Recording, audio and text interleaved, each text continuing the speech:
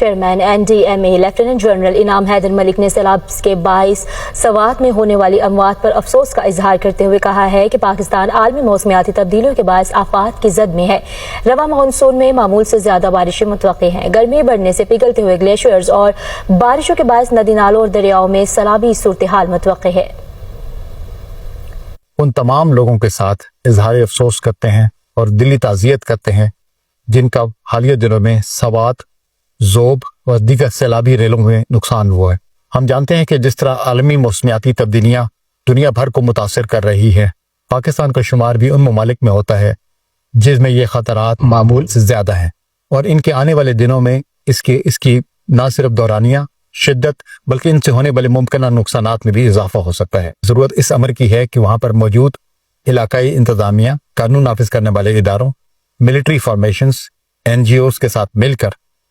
پہلے سے ایک ایسا مربوط امداد کا کام اور اس میں بحالی کے کام کے بارے میں پلاننگ کریں، اور یہ وہ اطلاعات ہیں جو عوام تک پہنچانے کی ضرورت ہے۔